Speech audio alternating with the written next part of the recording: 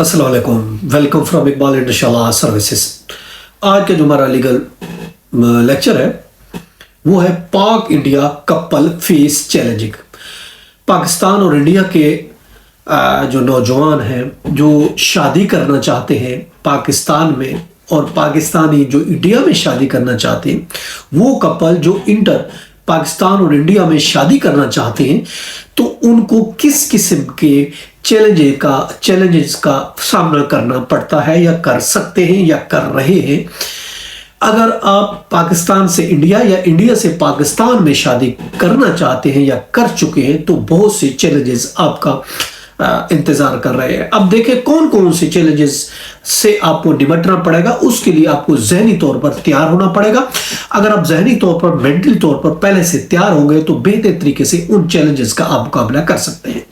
देखिए, पहली बात तो यह है, उन जो वैरायटी किस्म के जो चैलेंजेस हैं due to complex socio political cultural and religious dynamic की बेस पर बहुत से चैलेंजेस आपको फेस करने पड़ सकते हैं। पहली अगर हम बात करते हैं कॉमन किस्म के जो चैलेंजेस जो हम आज डिस्कस करें, वो पहली बात तो ये cultural and religious differences India और पाकिस्तान के दरमियान।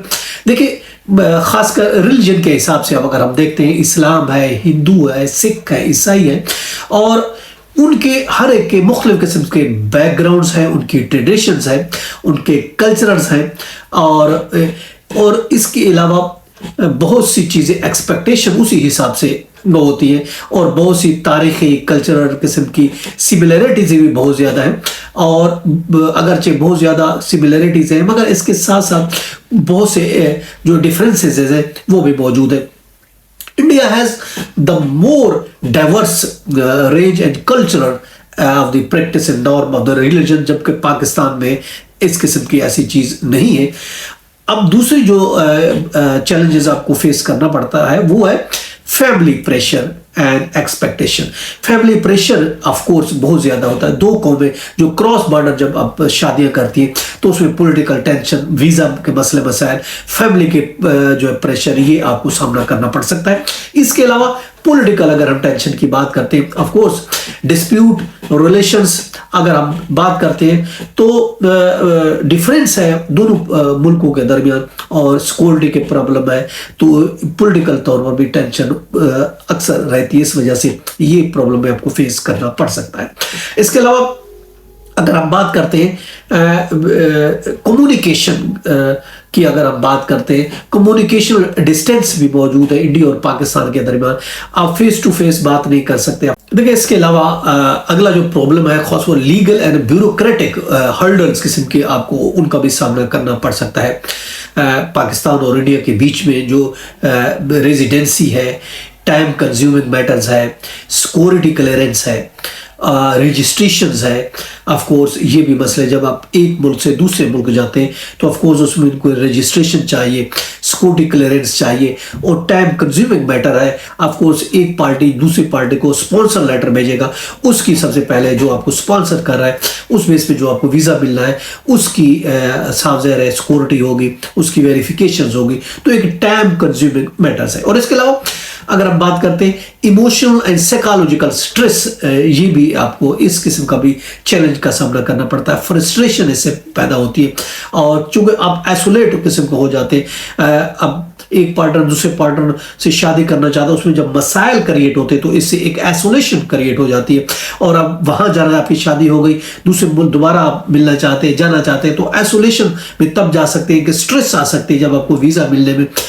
प्रॉब्लम आती है या देर हो जाती है, तो इससे एंग्जाइटी पैदा होगी, स्ट्रेस पैदा होती है, आइसोलेशन में आप चले जाते हैं और फ्रस्ट्रेट हो जाते हैं। इसके अलावा फ्यूचर प्लानिंग की अगर हम बात करते हैं, अगर आपने क्रॉस बॉर्डर शादी की है, फ्यूचर प्लानिंग जो है, आप साफ ज़ाहिर है you have to move the third country, आपको किसी थर्ड कंट्री में मूव करना पड़ता है आसानी के साथ रहने के लिए, क्योंकि जियोग्राफिकल सिचुएशन इस तरह की है जिसके लिए आपके लिए बड़े मसले मसाइल पैदा हो सकते हैं रहने के लिए। और फिर कैरियर बनाने के लिए ऑफकोर्स अगर दोनों पार्टी चाहती है हम अपना कैरियर बनाए, तो ऑफकोर्स उसके लिए साफ ज़ाहिर किसी भी मुल्क में सेटल होते हैं तो सबसे पहले उसकी इमिग्रेशन होती है, उसकी आप उसके लिए आप सिटीजनशिप लेते हैं, फिर जाके आप अपना कैरियर किसी पर स्टार्ट कर सकते हैं। और इसके अलावा चॉइसेस आपकी लिमिटेड होती थी, महदूद हो जाती है, और इसके अलावा फिर फैमिली प्लानिंग का भी मसला होता है। तो इस किस्म के जो है ये प्रॉब्लम आपको फेस करने पड़ सकते हैं। और इसके अलावा वीजा एंड सिटीजनशिप, वीजा और सिटीजनशिप भी एक और मसला है जो कि क्रॉस बॉर्डर कब शादी कब करना चाहते हैं तो ये भी आपको फेस करना पड़ सकता है। सावधान है, वीज़ा आसानी से नहीं मिलता, और इसके अलावा स्पॉन्सर लेटर भेजना पड़ता है। और फिर सिटीजनशिप बात करें, ड्यूल नेशनलिटी तो है नहीं, पहले जो है आपको रिनंसिएट करना पड़ता है। अगर पाकिस्तान से इंडिया जा रहे हैं तो पाकिस्तान ही छोड़ना पड़ता है, इंडिया से पाकिस्तान आ रहे हैं तो आपको इंडिया की नेशनलिटी छोड़नी पड़ती है। विजिट वीज़ा के लिए, फैमिली फ्रेंड्स के लिए आप ऑफकोर्स जा सकते हैं। शुरू में वीज़ा के लिए बड़े प्रॉब्लम होती है। ऑफकोर्स कोई शादी करने का कोई ऐसा वीज़ा की कैटेगरी नहीं है, ना इंडिया के पास ना पाकिस्तान के बाद, अगर आप इंडिया जाना चाहते हैं या पाकिस्तान आना चाहते हैं, कोई खासकर ये कैटेगरी तो है नहीं। ऑफकोर्स आपको विजिट वीज़ा पे जाना पड़ेगा, और उसके लिए स्पॉन्सरशिप चाहिए, जो आपका पार्टनर जो है जिससे आप शादी करना चाहते हैं वो आपको स्पॉन्सर करेगा, तब ये आपके लिए कोई पॉसिबिलिटी हो सकेगी, आप जा सकेंगे। और इसके अलावा डिस्पाइट चैलेंजेस अगर हम बात करते हैं, देखिए couples find the way to make a relationship through resilience, mutual respect. अगर आप बात करते हैं strong communication, building social foundation and understanding, इतने कुछ प्रॉब्लम होने के बावजूद देखिए याद रखें, अगर आप दोनों के दरमियान एक अंडरस्टैंडिंग है और आप एक सॉलिड फॉर्मेशन चाहते हैं रिलेशनशिप के लिए, और आपके अंदर एक जज्बा है, स्ट्रॉन्ग कम्युनिकेशन है, और उसके अलावा आप अंडरस्टैंड करते हैं एक दूसरे को प्रॉब्लम को, तो कोई बात नहीं कि आपका रिश्ता चल सके, बिल्कुल चलेगा, ऑफ कोर्स चलेगा। आपका राइट बनता है, आप अपनी पसंद के बंदे से शादी कर सकते हैं, चाहे वो पाकिस्तान में है या इंडिया में है, आप शादी कर सकते हैं। ये जो चैलेंजेस है इनको आपको मद्देनजर रखकर ही आगे कदम उठाना है, ताकि इन जो चैलेंजेस है इनको आप फेस। लेकिन अगर आपके अंदर जज्बा है, अगर आपके अंदर मोहब्बत है और आपने एक तहैया कर रखा है, तो ऑफकोर्स ये फिर जो छोटे छोटे प्रॉब्लम है ये आपका कुछ भी नहीं कर सकते, आपके रास्ते में रुकावट नहीं बन सकते। और अगर हम बात करते हैं फाइनेंशियल एंड प्रोफेशनल कंसर्न की, अगर हम बात करते हैं ऑफकोर्स उसमें कुछ आपके कैरियर्स और एम्प्लॉयमेंट के थोड़े बहुत प्रॉब्लम आ सकते हैं, क्योंकि जब तक सिटीजनशिप नहीं होगी, बहुत सी लड़कियां पाकिस्तान आना चाहती हैं, वो डॉक्टर इंजीनियर, वो कहती हैं हम अपना प्रोफेशनल यहाँ स्टार्ट करना चाहती हैं, तो सबसे पहले तो ऑफकोर्स उनको यहाँ पाकिस्तान में पहुंचकर सबसे पहले तो उनको सिटीजनशिप लेनी पड़ेगी। जब सिटीजनशिप आप ले लेंगे तो उसके बाद आपके लिए आसानी होगी कि आप अपना कैरियर भी स्टार्ट कर सकते हैं, आप कैरियर स्टार्ट करेंगे तो एजुकेशन और फैमिली एप्लीकेशन ऑफ कोर्स आपके पास होती है। अब और उसके अलावा जो मेन चैलेंजेस अगर हम बात करते हैं, मेन चैलेंजेस है बच्चे बड़े करने के लिए, राइजिंग द चिल्ड्रन एक आपके लिए, और इसके अलावा visitation of the family and gathering, और इसके अलावा पब्लिक परसेप्शन और मीडिया इन्फ्लुएंस। ये 2-3 जो मेन चैलेंजेस हैं, इन पर अगर आपने काबू पा लिया तो ऑफ कोर्स आप अपनी शादी को आगे बढ़ा सकते हैं।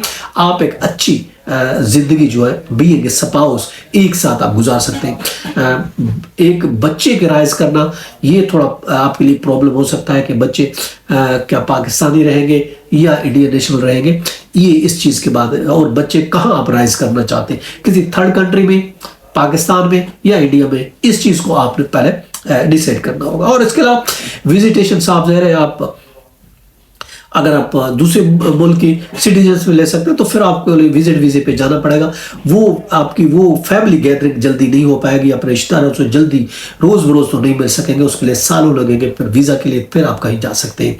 बाकी देखिए पब्लिक और जो मीडिया कंजप्शन है इन्फ्लुएंस ज़रूर करता है इन मैटर्स पर, आपने उन पर ध्यान नहीं देना। आप अगर कमिटमेंट आपने की हुई है तो ऑफकोर्स आप शादी कर सकते हैं और एक अच्छी जिंदगी आप गुजार सकते हैं। ये था हमारा आज का लीगल लेक्चर, फिर मिलते हैं, अपना ख्याल रखिएगा, अल्लाह हाफिज़।